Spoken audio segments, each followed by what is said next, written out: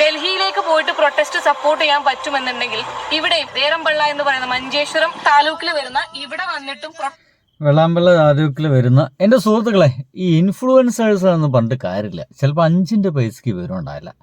ഹെൽനോ സ്പാട്ട എന്ന് പറയുന്നൊരു പെൺകുട്ടി, എനിക്ക് അവരെ വലിയ പേഴ്സണൽ പരിചയമൊന്നുമില്ല. ഈ ഒരു വീഡിയോ കണ്ട സമയത്ത് അവർ ഉപയോഗിച്ച ചില പദപ്രയോഗങ്ങൾ ഭയങ്കര പ്രശ്നമാണ്, ഭയങ്കര അരാഷ്ട്രീയവാദപരമായിട്ടുള്ള പരിപാടിയാണ് എന്നതിന് മാത്രമാണ് ഞാൻ എൻ്റെ ലൈഫിൽ ആദ്യമായിട്ട് ഹെൽനോ സ്പാട്ട എന്ന് പറയുന്ന ഈ പെൺകുട്ടിയുടെ വീഡിയോ എടുത്തിട്ട് റിയാക്ട് ചെയ്യുന്നത്. സുഹൃത്തുക്കളെ, ഇവര് ഏതോ ഒരു ഗ്രാമത്തിലാണ്, നമ്മുടെ കേരളത്തിനുള്ളിൽ തന്നെയാണ്, ഏതോ ഗ്രാമത്തിലാണ്. അവിടെ ഒരു പാലമില്ല. പാലത്തിന് പകരമായിട്ട് പൊട്ടിപ്പൊളിഞ്ഞു പോയിട്ടുണ്ട്. 4 വർഷമായിട്ട് അവർ ഒരു പാലത്തിന് വേണ്ടി കഷ്ടപ്പെടുകയാണ്.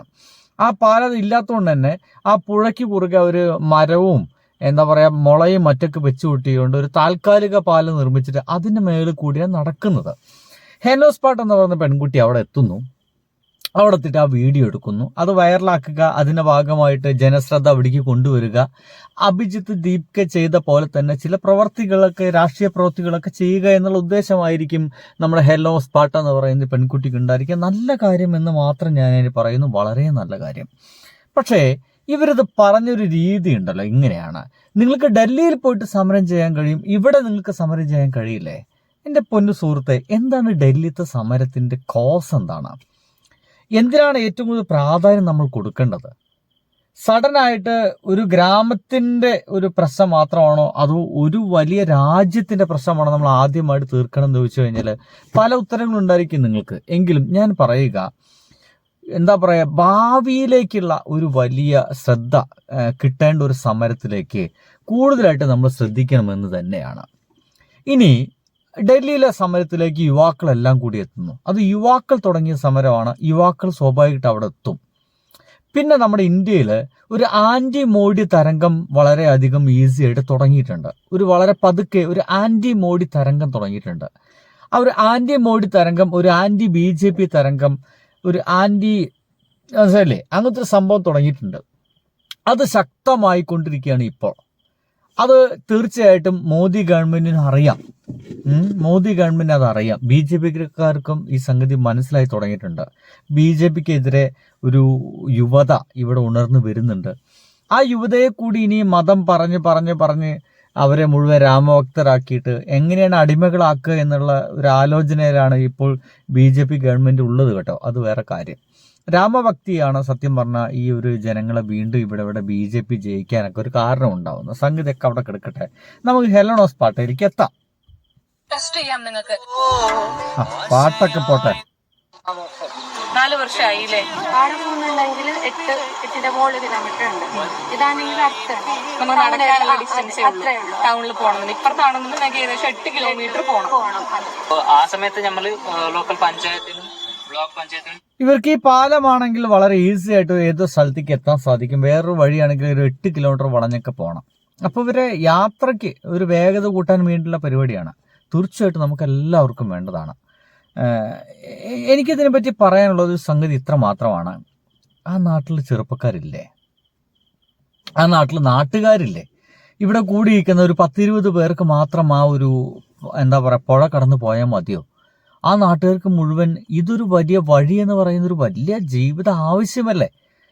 അപ്പോൾ ഈ നാട്ടുകാർക്ക് എവിടെ പോയി കിടക്കുകയാണ്? ഇനി അവിടുത്തെ LDF നിൽക്കുന്നില്ലേ, UDF നിൽക്കുന്നില്ലേ, BJPക്കാരില്ലേ? ഇവരെല്ലാവരും കൂട്ടി യോജിപ്പിക്കുന്നേ അവരെ നാട്ടിനാവശ്യമുള്ളൊരു പാലമാണ്. അപ്പം എന്തു വേണം? അതവിടെ മുന്നേ ഉണ്ടായിരുന്ന പാലമാണ്, അത് തകർന്നു പോയത്. ഒരു പുതിയ പാലമൊന്നുമല്ല, ഉണ്ടായിരുന്ന പാലം തകർന്നതാ.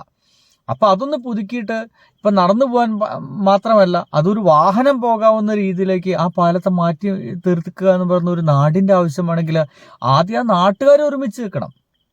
എനിക്ക് ആ നാട്ടുകാർ എല്ലാവരും ഒരുമിച്ച് നിൽക്കണമെന്ന് എനിക്കറിയില്ല. ഇവിടെ ഇപ്പോൾ കുറച്ച് പെൺകുട്ടികളെയും കുറച്ച് ആൾക്കാരെയും കാണാനുണ്ട്. അതിൻ്റെ അവിടത്തേക്ക് വേറെ ആളെ കാണാനില്ലെന്നേ. നോക്കി കളക്ടറോടും അടുത്തോളം നമ്മൾ പരാതി എത്തിച്ചിട്ടും അധികൃതർ ഇവിടെ വരെ എത്തിയിട്ടില്ല, നോക്കിയിട്ടില്ല. സംഭവിച്ചത് കൊണ്ട് തിങ്കളാഴ്ച ഒരു കുട്ടി, ഏതൊരു കുട്ടിയെ തിങ്കളാഴ്ച ആ ഒരു വെള്ളത്തിലേക്ക് വിടേണ്ട ഒരു അവസ്ഥ സംഗതിയൊക്കെ ഉണ്ടായി. ഈ പാലത്തിൽ അതൊരു വലിയ വാർത്ത എന്നുള്ളതാണ് എൻ്റെ അഭിപ്രായത്തിൽ.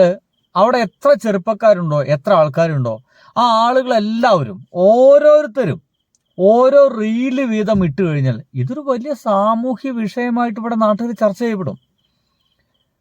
ഒരു പക്ഷേ ഒരു ഗ്രാമമാണെങ്കിൽ ഒരു വാർഡാണെങ്കിൽ അങ്ങനത്തെ എടുക്കാം, ഒരു വാർഡാണെങ്കിൽ മിനിമം ഒരു 400 വീടെങ്കിലും അവിടെ ഉണ്ടാവും. ഏറ്റവും ചുരുങ്ങി ഒരു 400 വീട്, ഒരു 1000 പേരുണ്ടാവും. ഈ 1000 പേര് പോരെ ഒരു നാട്ടിലേക്ക് പാലം വരണോ വരണ്ടോ എന്ന് തീരുമാനിക്കാൻ. ശക്തമായ സമരം. അതിപ്പോൾ എന്താ പറയുക, ഈ ഉദ്യോഗസ്ഥന്മാരുടെയോ അല്ലെങ്കിൽ മന്ത്രിമാരുടെയോ വാഹനം തടയൽ സമരം, അവരെ വീട്ടുപടിക്കൽ കുത്തിയിരിക്കൽ സമരം, ഓഫീസിൽ കുത്തിയിരിക്കൽ സമരം, നിരോധന, അങ്ങനെ ഇപ്പം എന്തൊക്കെ പരിപാടികളുണ്ട്. സമാധാനപരമായിട്ടുള്ള എന്തോരം സമരങ്ങളൊക്കെ നമുക്ക് നടത്താനുണ്ട്. ഇത് നടത്തുകയും ആവശ്യം നേടിയെടുക്കുകയും ചെയ്യുക വേണ്ടത്. അല്ലാതെ അരാജകവാദികളായിട്ടുള്ള അരാഷ്ട്രീയ വർത്തമാനം പറയുന്ന ആളുകളെ വിളിച്ചു കൊണ്ടുവന്നിട്ട് അവരെ കൊണ്ട് കുറെ റീലുകൾ ഉണ്ടാക്കിച്ചു കഴിഞ്ഞാൽ ഇതൊരെന്തോ വലിയ വിഷയമാവെന്നൊക്കെ വിചാരിക്കുന്ന മഹാവിഡ്ഢിത്തമാണെന്ന്. പോയിട്ട് പ്രൊട്ടസ്റ്റ് ഇനി ഞാൻ അത് ഒരു അരാഷ്ട്രീയവാദപരമായിട്ടുള്ള ഒരു സംഗതിയാണ് ഇവരെന്നൊക്കെ പറയാൻ കാരണം ഇവർ ഈ ഡയലോഗാണ്. ഈ പാലം കടന്നിട്ടാണ് ആൾക്കാർ പോകുന്നത്.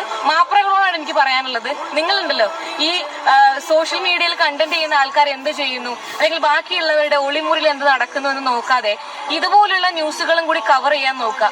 പിന്നെ കോണ്ടന്റ് ക്രിയേറ്റർ, സ്വയം ഇൻഫ്ലുവൻസർ എന്ന് വിളിക്കുന്ന ഒരുപാട് ആൾക്കാരോടാണ്, നിങ്ങൾക്ക് ഡൽഹിയിലേക്ക് പോയിട്ട് പ്രൊട്ടസ്റ്റ് സപ്പോർട്ട് ചെയ്യാൻ പറ്റുമെന്നുണ്ടെങ്കിൽ ഇവിടെ നാളെ ഇവരും ഒരു സോഷ്യൽ മീഡിയ കോണ്ടന്റ് ക്രിയേറ്ററും ഇൻഫ്ലുവൻസറൊക്കെ തന്നെയാണ്. ഈ പറയുന്ന ഈ ഹെൽനോസ് പാട്ട എന്ന് പറയുന്ന പെൺകുട്ടിയും ഒരു കോണ്ടന്റ് ക്രിയേറ്റർ. അപ്പോൾ ഹെൽനോസ് പാട്ട എന്ന് പറയുന്നത്, ഞാൻ ഡൽഹിയിലേക്ക് ഇത് പോയിട്ടില്ല, പക്ഷെ എൻ്റെ നാട്ടിൻ്റെ വിഷയങ്ങളാണ് ഞാൻ ആദ്യം ഏറ്റവും പ്രാധാന്യമായിട്ടെടുത്തത്, അതിനുശേഷം മാത്രമേ ഉള്ളൂ ഡൽഹി എന്നൊക്കെ വിചാരിക്കുന്നത് മഹാവിഡ്ഢിത്തവും വിവരമില്ലായ്മയും കൊണ്ടാണ്.